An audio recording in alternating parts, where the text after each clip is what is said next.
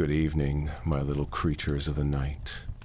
Mr. Wendigo back again with your late night creature feature. Before we begin, I'm curious. Where are you listening from tonight? Alone in your room? Driving through empty roads? Drop a comment and let me know. I like knowing who's out there in the dark with me. Now then, let's see what tonight's tale brings us. Dead miles. Jack Williams had been driving for 11 hours and he still wouldn't let Tim take the wheel. That was Jack, 59 years old, bad knee, worse back, and he'd sooner drive his truck into a ditch than admit he needed a break.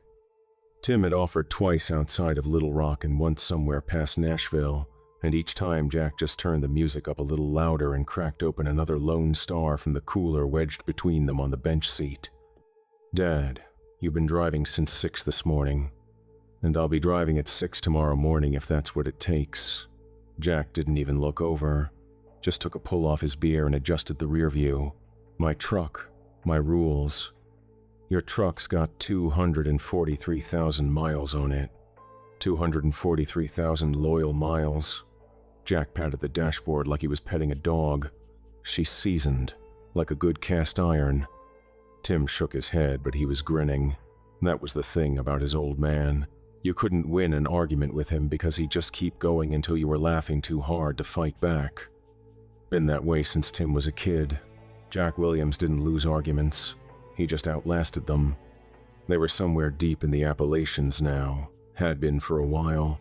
The highway had narrowed down to 2 lanes about an hour back, and the trees had closed in on both sides like walls. Big ones. Old hardwoods with bare branches reaching over the road and almost touching in the middle made it feel like driving through a tunnel. The headlights cut maybe 60, 70 feet ahead, and after that it was just black. Most of the snow was gone. Late February in the mountains meant the worst of winter was behind them, but there were still patches of white tucked in along the shoulders and scattered through the trees where the sun couldn't reach during the day. Just enough to catch the moonlight made the woods look like they had teeth. Jack fished a cigar out of the center console, one of those cheap backwoods he'd been smoking since before Tim was born, honeyberry. The smell of it was basically Tim's entire childhood. Little league games, fishing trips, sitting on the tailgate at his uncle's place in Galveston. Jack bit the tip off and spit it out the cracked window. "You're not supposed to smoke those inside the truck anymore," Lisa's orders. "Lisa's in Virginia. Lisa can't see me." Jack lit it with the dash lighter and took a long pull. The cab filled up with that sweet tobacco smell, and Tim didn't actually mind it one bit. What Lisa doesn't know won't hurt her. She's gonna smell it on you the second we walk in. Then I'll blame you. I don't even smoke. She doesn't know that. Dad, she's my sister. She's known me for 24 years. And she's known Emmy for 24 years, and she still thinks I quit drinking on weekdays. Jack held up his Lone Star. "Perception is reality, son." Tim laughed. Couldn't help it. His old man was ridiculous. 59 years old, sneaking beers and cigars like a teenager, driving 12 hours straight because he didn't trust anyone else behind the wheel of his precious truck. Cracking jokes at midnight on a mountain highway in the middle of nowhere because that's just what Jack Williams did. The man didn't know how to be quiet. Didn't know how to be serious for more than about 45 seconds before something funny came out of his mouth. It was one of the best things about him. Tim pulled out his phone. No signal. Hadn't had one for the last 30 miles or so. He'd been texting Lisa updates every couple hours, but the last one he'd sent was back around 11. "Almost there. Dad won't let me drive. Send help." She'd sent back a middle finger emoji and a photo of the baby sleeping. Little Gabriel Miguel Reyes, 8 days old, looking like a wrinkled potato wrapped in a blue blanket. Tim had set it as his lock screen the second she sent it. His nephew. His first nephew. Lisa had FaceTimed them from the hospital, and Jack had cried for about 15 seconds before pretending he had allergies. In February, in Houston, where nothing was blooming. "I wasn't crying," Jack had said afterward, standing in the kitchen blowing his nose into a paper towel. There was dust. In the kitchen.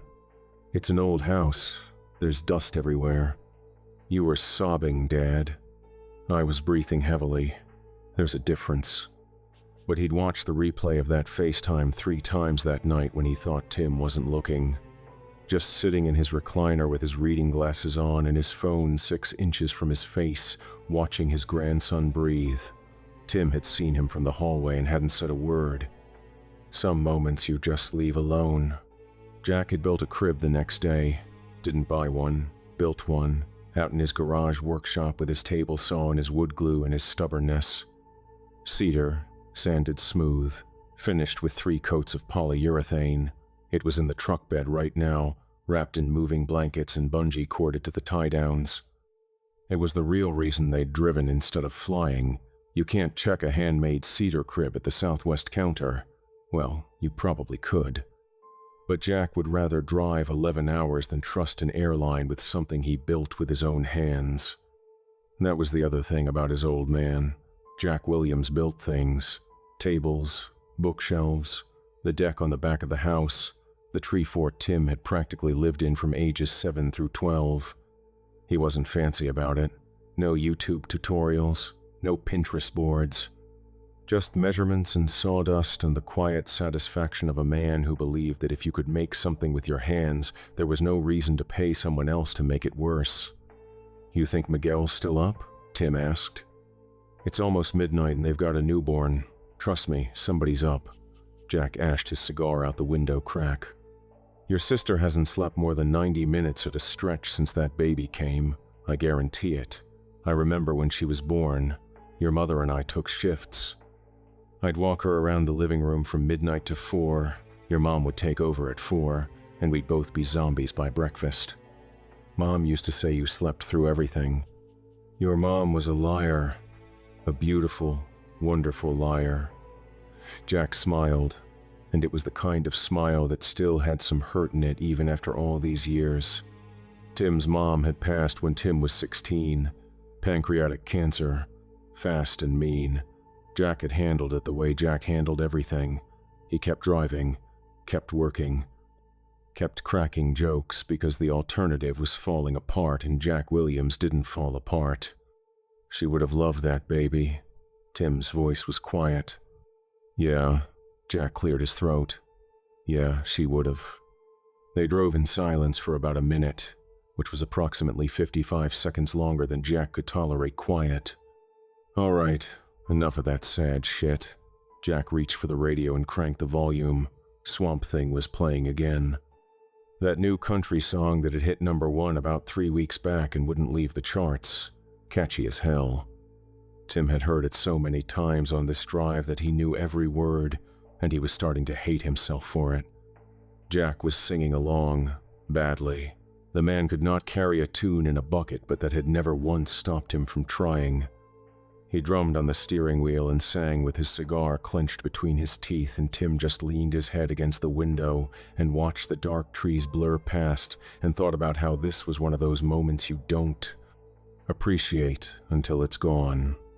His dad, this truck, the music too loud, the smell of cheap cigars and cold beer, the road, the dark, the two of them just being father and son the way they'd always been.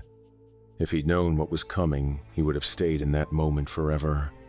The clock on the dash read 11:27 when the animal hit the road. It came from the left, fast, low to the ground.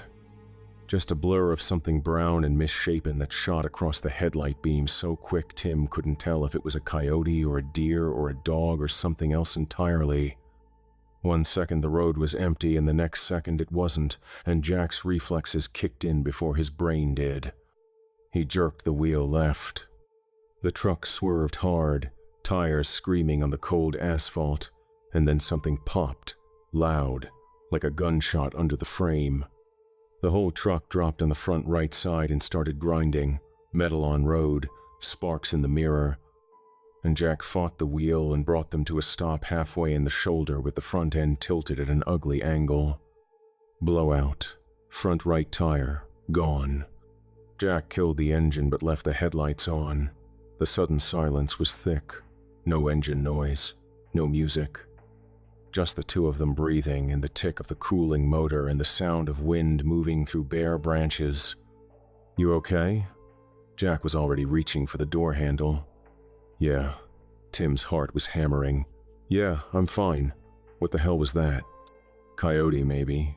Or a deer. Couldn't tell. Jack stepped out and walked to the front of the truck. Tim heard him swear.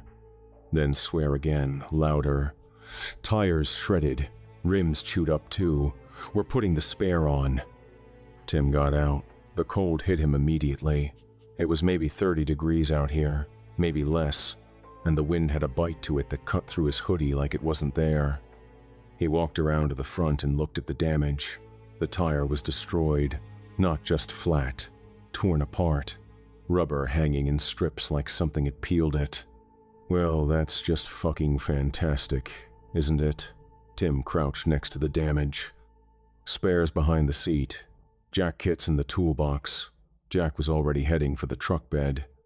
The man moved like he'd changed 1,000 tires in the dark on the side of a mountain road, which, knowing Jack Williams, he probably had.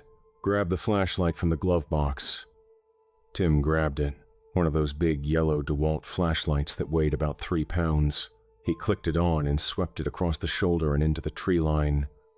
The woods were dense, trunks packed close together, bare branches interlocking overhead.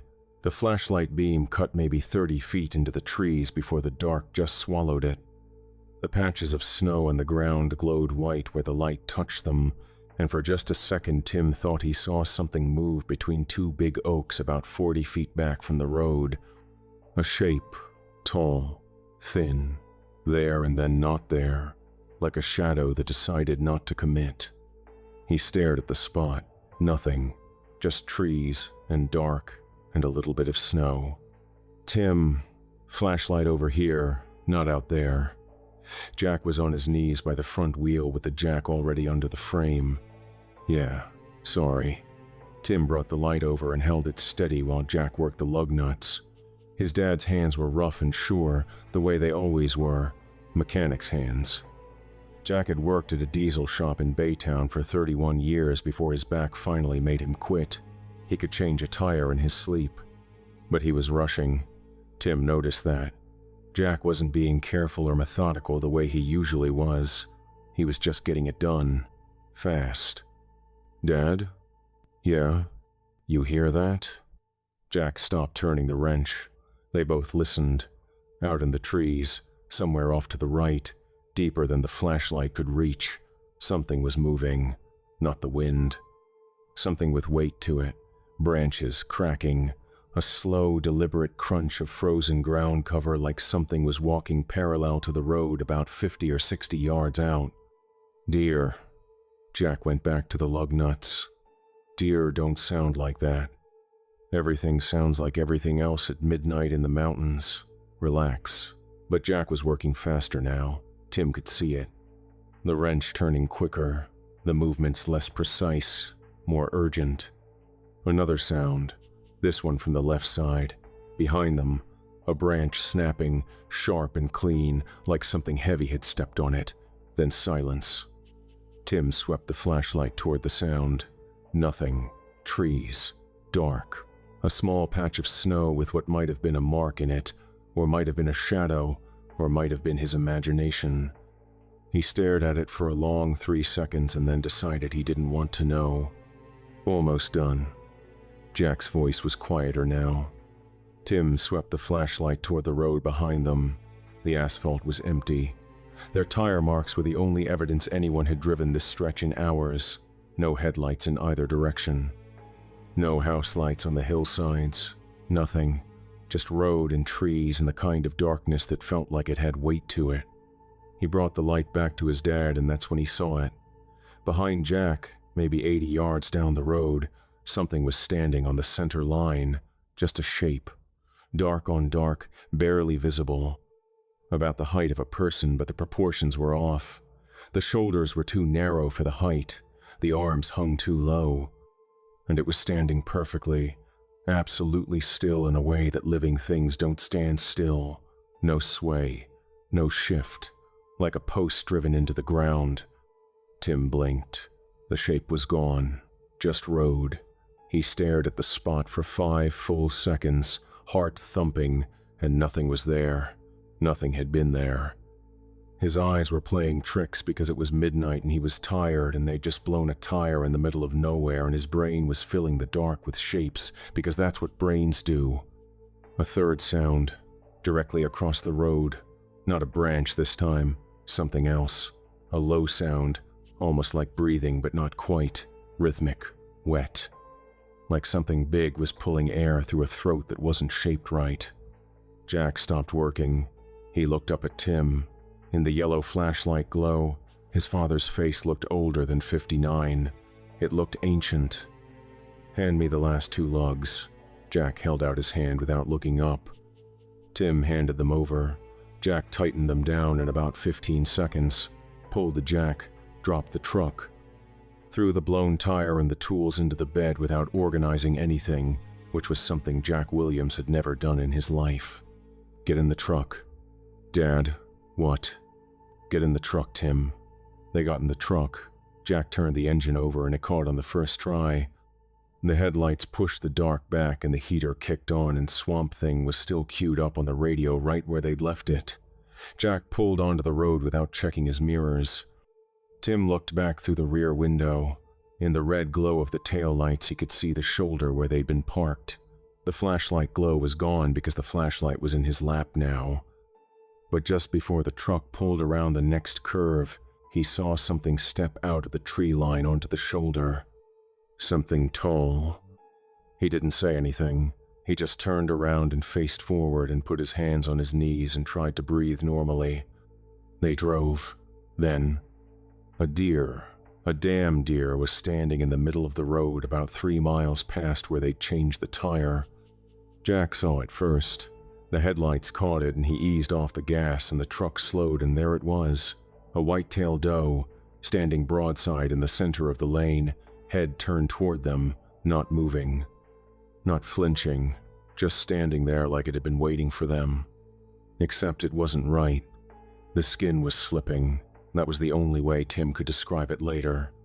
The hide was loose on the frame, bunched up around the shoulders and sagging along the belly, like whatever was holding it together had started to let go.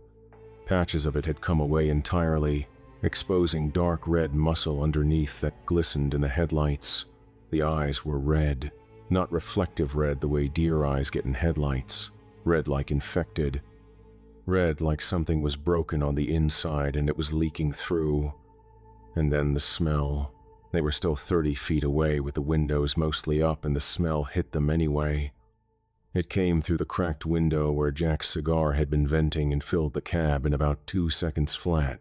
Rotten, sweet, and just fucking rotten. Like forgotten bait fish left in a cooler for a week in the sun. The kind of smell that gets into your clothes and your hair and doesn't come out for days. Jesus H. Christ. Tim pulled his hoodie up over his nose. Jack slowed to a crawl. The deer didn't move, didn't blink, just stood there with its skin sliding off and its red eyes locked on the windshield like it was looking right through the glass at them. Chronic wasting disease, but Jack didn't sound sure. "No, that ain't no damn chronic wasting disease, Dad." "Well, what do you want me to tell you? It's a zombie deer. It's sick. Probably got hit by a car and it's in shock or something." Jack eased the truck into the left lane to go around it. The deer's head tracked them, smooth and slow, like a security camera panning. No natural head bob, no ear twitch, just that smooth mechanical rotation following the truck as they passed. Tim watched it through the passenger window as they went by. Up close it was worse. The jaw was slightly open and the tongue was black and swollen and there were things moving in the exposed muscle along the flank. The smell was so bad his eyes watered, and the whole time, those red eyes just followed them, tracked them, watched them go with an expression that Tim would later describe as patient. He didn't use that word lightly. They cleared the deer and Jack gave it some gas and the truck picked up speed and neither of them said anything for about a quarter mile. What the fuck was that? Tim wasn't really asking. It was a sick deer. Dad, its skin was falling off. I know what I saw. It was looking at us, Deer look at things. That's what deer do. They've got eyes on the sides of their heads and they use them. Jack's jaw was tight. He was gripping the wheel hard enough that the tendons stood out on the backs of his hands. It was a sick deer, Tim. That's it. That's all it was. Okay. But it smelled like... I know what it smelled like. I don't want to talk about what it smelled like. Jack turned the radio up. Swamp Thing filled the cab again and they drove, and after about 10 minutes Tim started to relax a little because the road was clear and the truck was moving, and whatever that deer had been, it was behind them now. He almost laughed about it. Almost. A sick deer on a mountain road at midnight.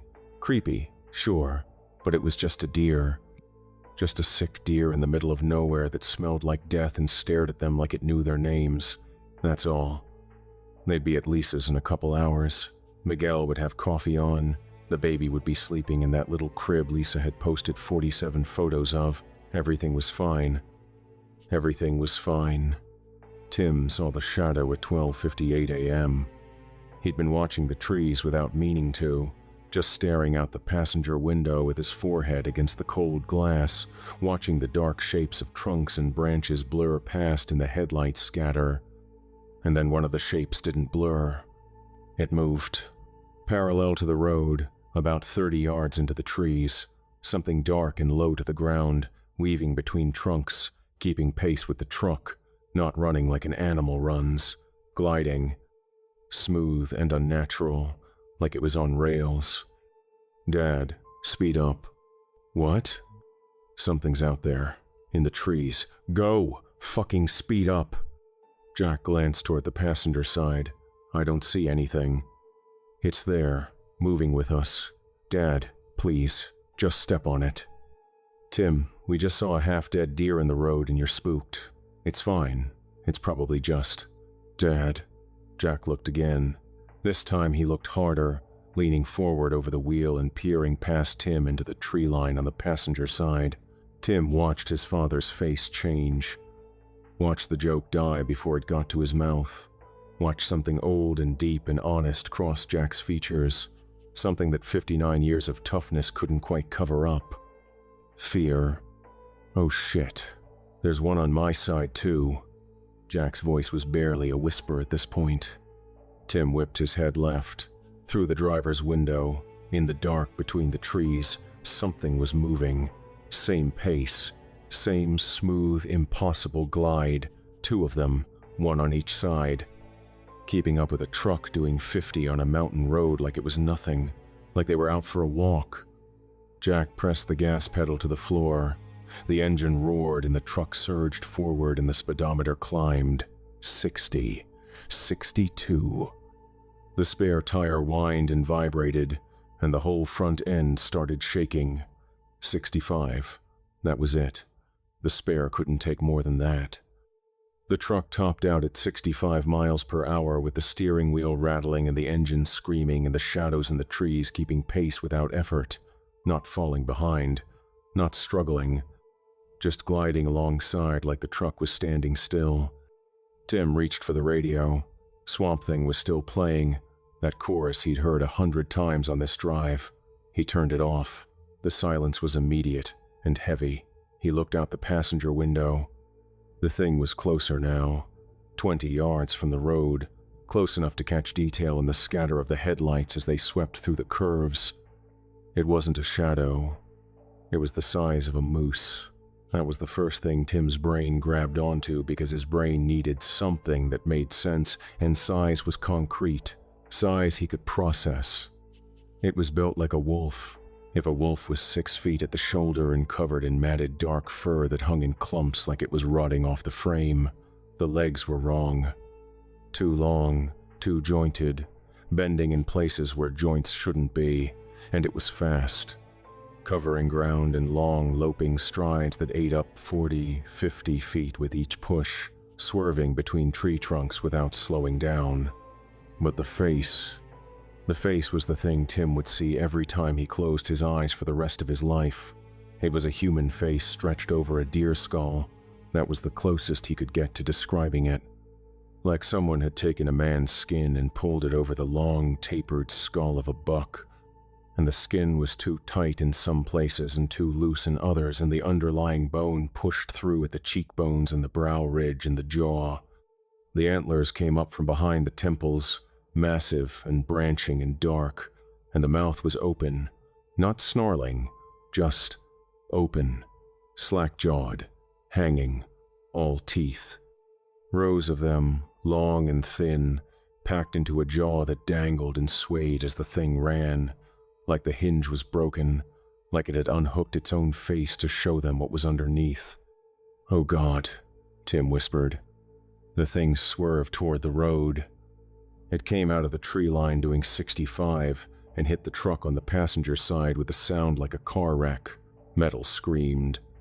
The truck lurched left and Jack fought the wheel, and Tim was thrown against the door and his head cracked the window, but the glass held and Jack kept driving. The truck swerved across both lanes and back, and the tires caught and they kept moving, and Tim looked out his cracked window and the thing was gone. For about 3 seconds. Then, on Jack's side, the second one appeared. This one was bigger. It came out of the tree line on the driver's side and fell into stride with the truck about 10 feet from the door, running at 65 miles per hour with absolutely zero effort. Its legs moved in that same loping, broken-jointed rhythm, and its fur was darker, almost black, and the antlers were wider, branching out in 3 or 4 directions like dead trees growing from its skull. It turned its head toward Jack, smooth, slow, and it looked him right in the eyes through the driver's side window. Then it smiled. The jaw dropped lower, that broken hinge opening wider, and the lips pulled back from the teeth. And the whole face rearranged itself into something that was trying very hard to be a smile and getting it about 80% right, close enough to recognize, wrong enough to make your stomach flip. The jaw flapped in the wind of its own speed, loose and swinging, and black fluid was pouring from the corners of its mouth, thick and dark, like oil mixed with blood. It sprayed off its jaw in the wind and splattered across the driver's door and the side of the truck in long, wet streaks. Jack was crying. Tim had never seen his father cry, not at his mother's funeral, not at the hospital when they got the diagnosis, not once in 22 years. But Jack Williams was crying now, tears cutting lines down his face, and he was gripping the steering wheel so hard his knuckles were bone white, and he was driving 65 miles per hour on a mountain road in the dark with something from a nightmare running beside him like it was the easiest thing in the world. "Don't fucking look at it." Tim grabbed his father's arm. "Dad, look at the road. Just look at the damn road." "I can't." Jack's voice was small. It won't. Let me." They drove like that for 40 minutes. 40 minutes of absolute terror. And the things ran alongside them the entire time, sometimes close, sometimes pulling back to the tree line, but always there, always visible in the headlights' scatter, always keeping pace. They moved through the curves like the road was theirs and the truck was just something they'd allowed on it for now. The one on the passenger side circled in front of them twice, crossing the road in 3 strides and disappearing into the trees on the other side, then reappearing on the original side a minute later, testing, playing, seeing if the truck would swerve. At one point, the bigger one on Jack's side came close enough to scrape the door with its antlers, a high, thin screech of bone on metal that went on for about 10 seconds. The whole truck vibrated with it. Like nails on a chalkboard amplified through the frame. When it pulled away, Tim could see the scratch marks and the faint reflection off the paint. 4 deep grooves running the length of the door, perfectly parallel, carved into the metal like someone had taken a key to it. A few minutes later, it landed on the roof. The impact rocked the whole truck. Tim's head snapped up and he was staring at the headliner, which dented inward about 2 inches directly above him. The thing was on top of them. He could hear it moving up there. Claws on sheet metal, a slow scraping, deliberate, like it was exploring. Like it was feeling the shape of the truck the way a person might feel the shape of a box they were thinking about opening. The scraping stopped above the driver's seat, right above Jack's head. Then something tapped on the roof, 3 times, slow, deliberate, Tap, tap, tap, like a person knocking on a door, polite, patient, asking to be let in. Jack made a sound in his throat that wasn't a word. The weight lifted. Whatever had been on the roof was gone. Tim looked out the passenger window and saw it land in the tree line about 15 feet from the road, absorbing the impact of the drop without breaking stride, already running again before its back legs hit the ground. Jack kept it straight, both hands on the wheel, eyes on the road. He'd stopped crying about 10 minutes in, and now his face was just empty, flat. A man driving a truck and not allowing himself to think about anything other than the next 100 feet of asphalt. At some point, the radio turned on by itself. The volume knob twisted to the right all on its own, and Swamp Thing blasted out of the speakers so loud the windows vibrated, full volume. That catchy hook, that chorus they'd been singing along to 8 hours ago when the world made sense. It sounded different now, distorted, like the speakers were being pushed past what they could handle. The bass was heavy. The treble was sharp enough to hurt, and underneath the music, barely audible, there was something else, a sound that didn't belong to the song. A low, wet clicking, rhythmic and patient, like something was tapping its teeth together in time with the beat. Tim slammed the power button. The radio stayed on. He hit it again. Nothing. His fingers turned the volume knob left. It turned itself right, so fast it tore skin from his fingers. The music kept playing, louder now, filling the cab until it was physically painful. Then, as suddenly as it had started, the volume dropped. Not off, just low, like someone had reached over and gently, politely, turned it down. The song kept playing, barely a whisper now, and through the quiet Tim could hear the road and the engine and his own breathing and nothing else. He looked out the passenger window. The tree line was empty. He looked past Jack, out the driver's side, empty. They're gone. Tim was pressed against his window, scanning the tree line. Jack didn't answer. He just drove, white-knuckled, 65 on the spare, eyes straight ahead like if he stopped looking at the road, everything would fall apart. They drove for 20 minutes in dead silence, the radio whispering Swamp Thing on repeat, and neither of them touched it. The trees were just trees again. The snow patches were just snow patches. The road curved and climbed and descended through the mountains, and nothing moved in the darkness, and nothing ran alongside them, and nothing smiled through the window. Neither of them spoke. What do you say? What words exist for the hell they had just been through? Tim's hands were still shaking. He pressed them flat against his thighs to try and stop it, but it didn't help. Jack's cigar had gone out at some point during the chase and was sitting in the cup holder, cold, and he didn't reach for it. The cab smelled like sweat and fear and stale beer from the Lone Star that had gone rodeo cold and tipped over during the sideswipe and soaked into the floor mat. Tim noticed things now that he hadn't before, the way the trees moved in the wind, the way shadows shifted when the headlights swept through a curve, the way his eyes kept pulling toward the tree line on both sides, scanning, waiting, expecting something to come out of the dark at 65 miles per hour with a broken jaw and a smile. Nothing did. For 20 minutes, nothing. Tim checked his phone. Still no signal. He looked at the GPS unit mounted on the dash. It was frozen on the last position it had locked, but according to the mile markers, they were about 15 miles from the next town, 25 from Lisa's.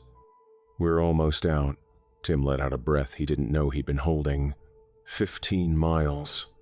Jack nodded. One small, tight nod.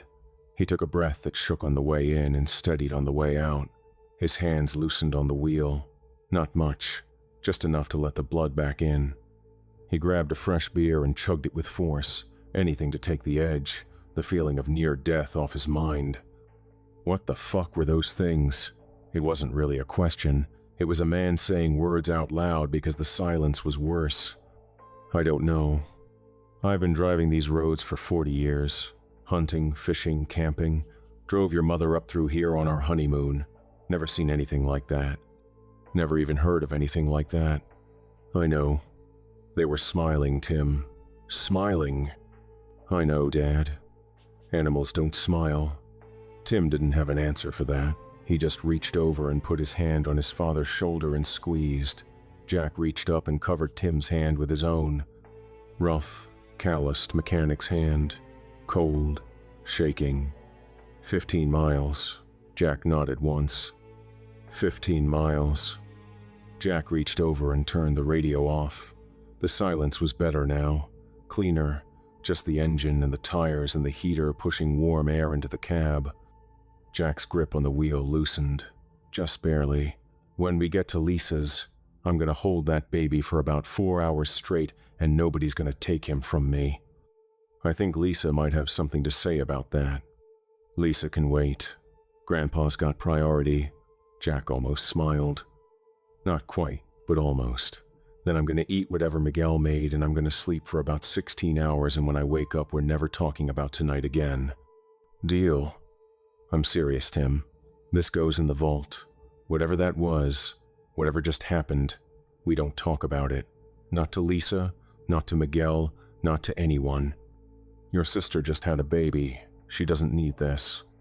I know. And I don't need people thinking I've lost my mind. Dad, you haven't lost your mind. I saw a thing with antlers run 65 miles per hour alongside my truck and smile at me through the window. Jack's voice was steady, but his hands were still tight on the wheel. If that's not losing your mind, I don't know what is. I saw it too. I know you did. Jack took a breath, let it out slow. 15 miles. The figure stepped out of the trees at mile marker 7. 1 second the road was empty.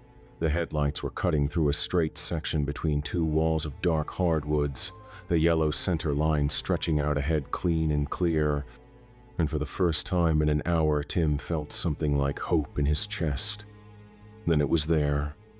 It didn't walk onto the road. It was just suddenly standing in the center of both lanes, facing them, completely still, tall, taller than anything Tim had seen tonight. Taller than the things that had been running alongside them. This one was standing upright on 2 legs, and its head was above the tree line. The antlers added another 3 or 4 feet, branching out against the dark sky like dead lightning. Its body was stretched long and thin, arms hanging almost to its knees, fingers that seemed to keep going past where fingers should stop. There was no swerving, no going around. The thing was wide enough and the road was narrow enough that the only options were stop or hit it. Jack slammed on the brakes.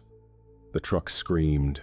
The spare tire locked up and the back end kicked sideways and they slid to a stop about 20 feet from the figure. The headlights lit it up full, every detail. The stretched skin, the impossible proportions, the chest that moved like it was breathing but the rhythm was off, too slow, too deliberate, like it was remembering how lungs were supposed to work, and the face. The same deer skull under human skin architecture as the others, but bigger, older, more detailed, like it had been wearing that face for a very long time and the face had molded to fit. It stared at them through the windshield. Jack stared back. Tim stared back. Nobody moved. Nobody breathed. The engine idled and the headlights hummed and the thing just stood there in the road looking at them with an expression that was almost curious, almost gentle. The way you'd look at something small you'd found in the grass. The moment lasted forever. Then the arm moved. It was so fast Tim didn't see it happen. One frame the thing was standing still. The next frame the windshield was gone. It exploded inward, glass everywhere, and the arm was through. Long and dark and roped with muscle under skin that looked like bark. The hand closed around Jack's throat. Tim heard his father make a sound, a short, wet sound, like all the air being forced out at once. And then the arm pulled back and Jack went with it, through the windshield, through the broken glass.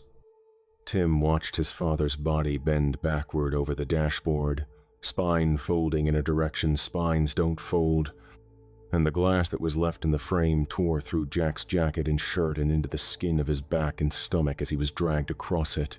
The ripping sound was horrible. wet fabric and something worse underneath. And then Jack was gone, out of the truck, into the dark. Tim heard him hit the road, heard something else, something heavy and fast, dragging weight. And then a sound that Tim would never be able to describe to anyone because there weren't words for the sound a father makes when something that shouldn't exist is pulling him apart in the dark on a mountain road 15 miles. From safety, the sound stopped. Tim was alone in the truck. He kicked open the door and ran. He just ran. He didn't think about it, didn't plan it. His hand found the door handle and his legs found the ground, and he was running before his brain caught up. Not toward the front of the truck, toward the trees. Into the dark, into the woods on the right side of the road, because whatever was on the road was worse than whatever was in the woods, and his body knew that even if his brain hadn't processed it yet. He ran. No flashlight, no phone, no weapon, just his hoodie and his boots and the adrenaline that was turning his blood into battery acid. The dark swallowed him in 3 steps. Branches hit his face and arms, and he put his hands up and kept going, crashing through underbrush, tripping on roots, sliding on frozen leaf cover, getting up, running again. He couldn't see anything. The moonlight filtered through the bare canopy in thin silver strips that showed him just enough to dodge the big trunks and not enough to see where he was putting his feet. He fell, hard. His knee hit a rock and something crunched, and the pain was bright and immediate, but it didn't slow him down because the thing behind him would be worse. He got up, ran, hit a low branch with his forehead, hard enough to open the skin. Warm blood ran into his right eye and he wiped it with his sleeve and kept going. The cold was bad, the kind of cold that gets into your chest and makes your lungs feel like they're full of glass. Every breath burned going in and came out as a cloud of white vapor that the moonlight caught for a half second before it disappeared. His hoodie was soaked with sweat, and the sweat was freezing. His fingers were numb. His ears were numb. None of it mattered. Behind him, something moved through the trees. Not crashing, not stumbling, gliding. That same smooth, inhuman sound he'd heard from the truck. It wasn't rushing. It wasn't chasing. It was following, keeping pace, the way a cat follows a mouse across a kitchen floor. Patient, curious, entertained. Tim ran until his lungs burned, ran until his legs were rubber. Ran until the trees started to look the same and the dark started to feel the same, and he couldn't tell if he'd been running for 5 minutes or 50. He fell again, sliding down a short embankment into a dry creek bed full of river stones that shifted and clacked under his weight. He scrambled up the other side on his hands and knees, fingernails breaking on frozen dirt, and kept going. That's when he heard the crying. It came from somewhere ahead and to the left. A child, a small child, wailing, high-pitched and desperate and scared. The kind of sound that makes every instinct in your body scream, run toward it because a child is in danger and you are a human being, and that is what human beings do. Tim almost turned toward it. Then the crying looped. It hit the same note, the same pitch, the same exact cadence, and started over, like a recording, like someone had taped a child crying and was playing it on repeat from a speaker hidden in the trees.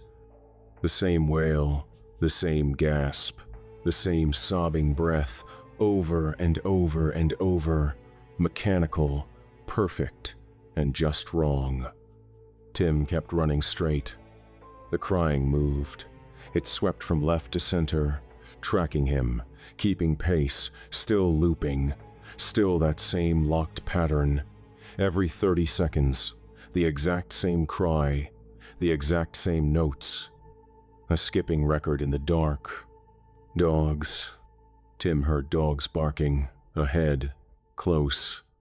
The sharp, excited bark of a hound, and then a deeper bark underneath it, and his heart surged because dogs meant a house, and a house meant people, and people meant phones, and phones meant help. He ran toward the barking, faster now. The trees were thinning. He could feel it. More moonlight. More space between trunks. The ground was less cluttered, fewer roots, more open. The dogs were loud now, constant, and through the trees ahead he thought he could see a light, a porch light, yellow and warm and real. The barking looped. Same bark, same sequence, same gap between the hound and the deep one, playing over and over and over, a copy, a lure, the same trick as the crying but better this time, more polished. The thing in the trees was getting better at it, learning what worked. Tim veered right and kept running for his life. The sky was changing. The blackness had softened to dark blue along what Tim thought was the eastern horizon. Dawn. It was almost dawn. He could see more now. The trees were definitely thinning. He could see the edge of the forest up ahead, maybe 200 yards, where the tree line broke and open ground began. A field, a road, something. He ran for it. 150 yards. 100. He could see a fence, a property line, a house beyond it with lights on. Real lights, not looping, not lured. Real lights in real windows in a real house.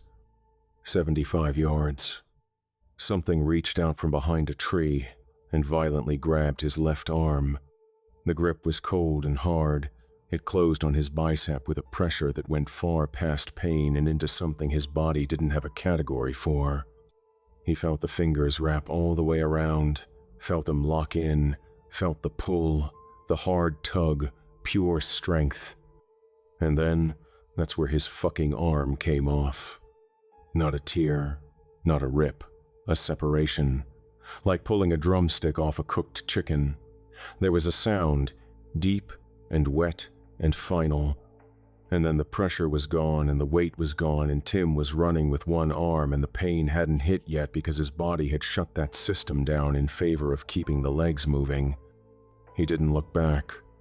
He hit the fence, went over it, one-armed, bleeding, leaving a red smear on the white wood, crossed the yard, hit the driveway, gravel under his boots.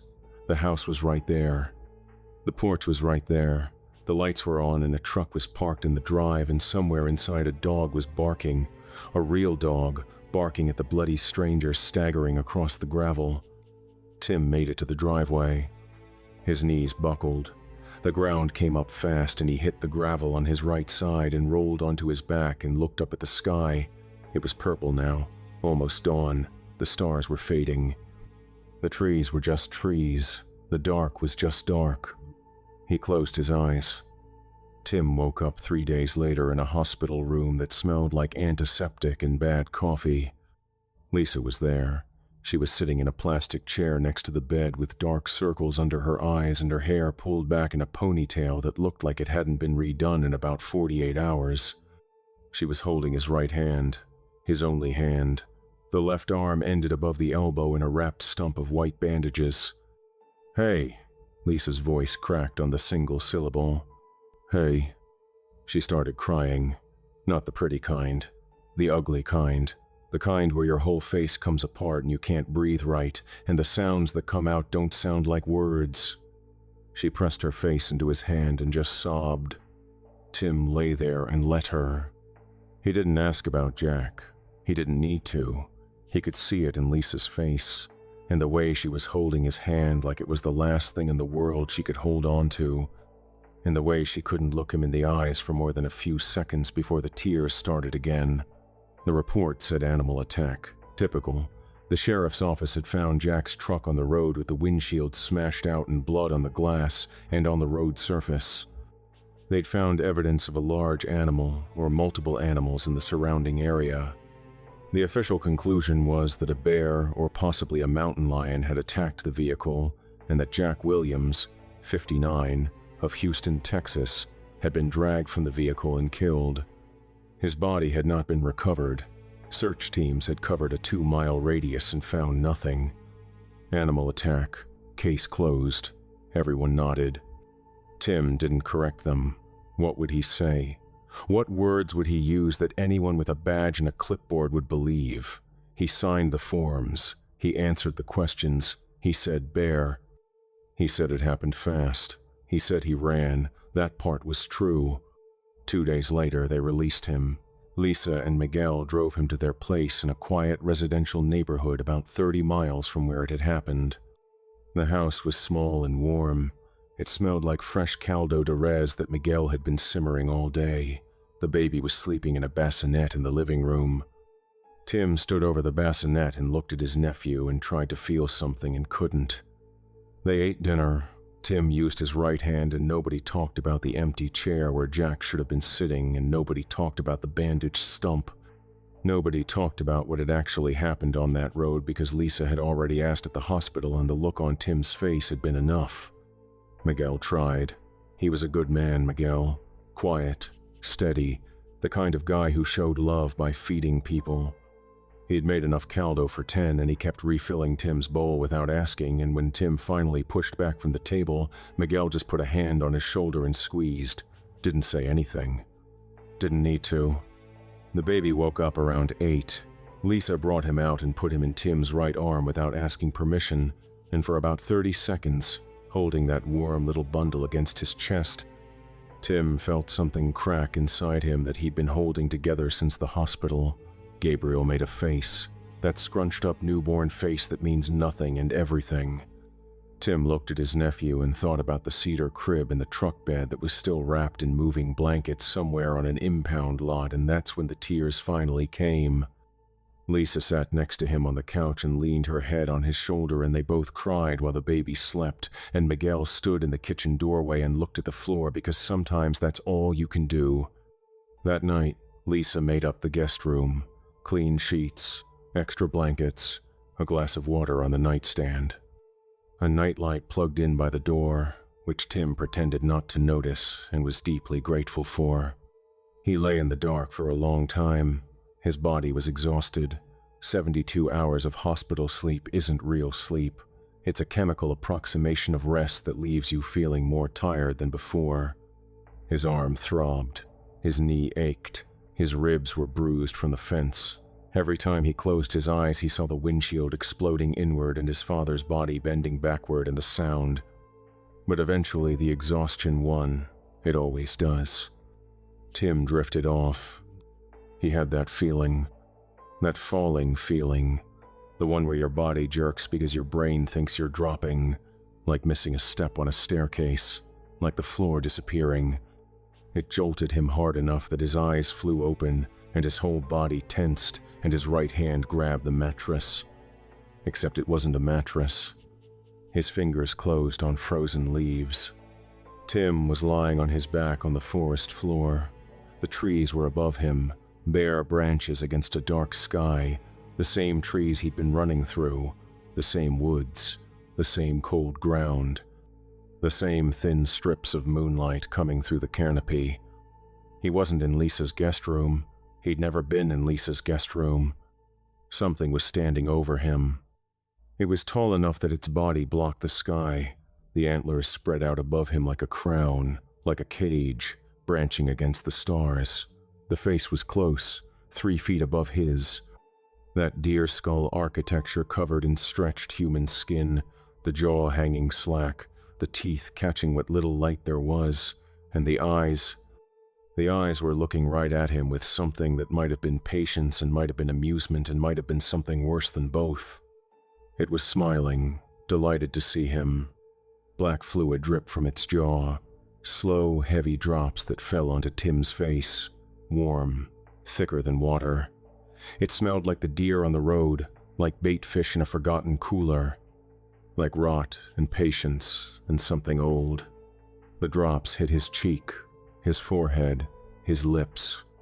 Tim opened his mouth to scream and nothing came out. The thing's hand closed around his ankle, cold, hard, the same grip, the same impossible strength. It turned away from him, slowly, still smiling, that broken jaw swaying, dripping, and it began to walk deeper into the forest, dragging Tim's limp body behind it. The frozen leaves scraped against his back. The branches and roots hit his body as he was pulled over them. The trees closed in. The moonlight faded. The dark got thicker and thicker until there was nothing left.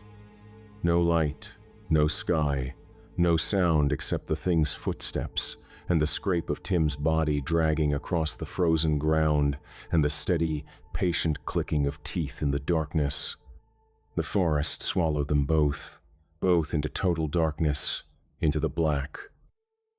Well, damn. Brutal, huh, boys and ghouls? That wraps up another terrorific tale from the vault. Poor old Jack Williams. 11 hours behind the wheel, bad knee, worse back, sneaking beers in backwoods his daughter told him to quit, singing Swamp Thing like a man who never lost a damn thing in his life. So sad. And Tim, oh Tim, ran so damn hard. He lost a damn arm, made it to that driveway, woke up to his sister's face, felt that hospital bed under his back and thought, I made it. I actually made it, but nope, just a meal for something hungry. Just how we fucking love it. Hit that subscribe button. New creature features drop every day at 8 p.m. Central, and trust me, tomorrow's even nastier. Leave a like if you've ever driven a dark road at night and seen something you couldn't explain, and drop a comment. Where are you watching from? What cryptid haunts your neck of the woods? You ever seen something in your headlights that wasn't a deer? I'm always hunting for the next nightmare. And hey, if you're driving through the mountains late at night, keep the windows up, keep the speed up, and if your radio starts playing a song you didn't put on, don't stop driving. This has been your late night creature feature. I'm Mr. Wendigo. And hey, look on the bright side. Tim made it out.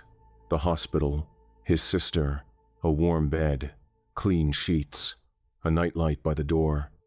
For about 30 seconds he really believed it was over. That's gotta count for something, right? A whole 30 seconds of peace before he woke up right back where he started. Sweet dreams, kiddies. Sweet dreams.